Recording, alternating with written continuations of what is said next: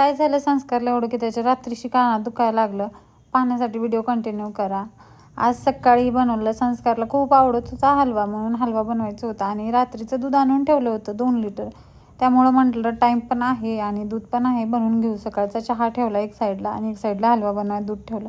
आणि आज चालू आहे गाजरचा वगैरे कशाचा नाही आहे, जे कद्दू असताना लांब भोपळा त्याचा हलवा. ते एकदम पौष्टिक आणि खूप छान असतं. मी भाजी वगैरे बनवते, धपाटे बनवते, पण संस्कारला नाही आवडत. पण हलवा बनवला ना खूप पोटभर खातो त्यानं. मग त्यामुळं म्हटलं जाऊ दे ह्याचा हलवाच बनवू. आणि ते 1 कद्दू होता, त्याचं कस करून घेतलं होतं आणि दूध ठेवलं होतं ना. दूध खूप वेळ लागलेला आहे, नेमकं 1 घंटा 1-1.5 घंटा लागला असेल. 1 लिटर दूध होतं, त्याला तेवढं छोटं झालं हाटून.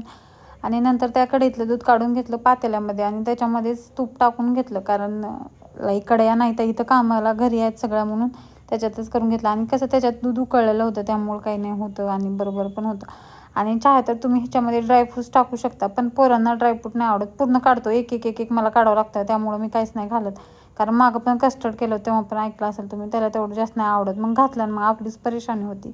त्यामुळं तूप घ्यायचं, तूप पूर्ण कडकड गरम होऊ द्यायचं आणि त्याच्यामध्ये जे आपण कद्दूकस केलेलं आहे ना ते टाकायचं आणि 5 ते 10 मिनटं ठेवायचं. म्हणजे त्याच्यातलं सगळं पाणी निघून जातं आणि ते पूर्ण असं सोकून घेतं. आणि मग जे आपलं उकळलेलं दूध होतं, त्याला पाहिजे तर तुम्ही सगळं खवा पण करून घेऊ शकता. पण मला काय थोडं त्याच्यासोबत आपण हे कद्दू पण शिजून जातो, त्यामुळं मी थोडासा खवा करायचा ठेवला. कारण आता ह्याच्यामध्ये शिजत ना ते कद्दू पण शिजतो आणि दूध पण पूर्ण हे होऊन जातं, आटून जातं त्यामुळं. आणि मला हा हलवा बनवाय कंप्लीट 45 मिनिटं 1 घंट्याच्या जवळ लागले, कारण मध्ये बनचालू त्याला हलवावं लागतं खूप वेळेस, कमी जास्त गॅस करून करपुने खाली म्हणून. आणि नंतर दूध सगळं आटून झाल्यानंतर थोड्या वेळानं साखर टाकायची. जसं की साखर टाकल्यावर पण आणखी पाणी होतं साखरेचं आणि त्याला पण 10-15 मिनिटं लागतात.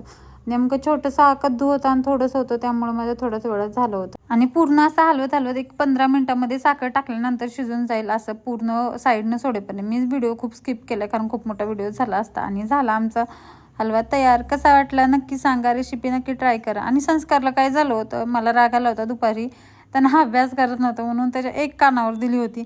कानावर दिल्यामुळे त्याला एवढा त्रास झाला ना, रडायला लागला होता, कान दुखते म्हणून. थोडा वेळ झोपला आणि झोपेतून उठल्यावर रडत होता. मग हिने आले नेमकंच आणि आम्ही जाईपर्यंत हॉस्पिटल पण बंद झालं रात्रीचं. मग मेडिकल दुकान उघडं होतं.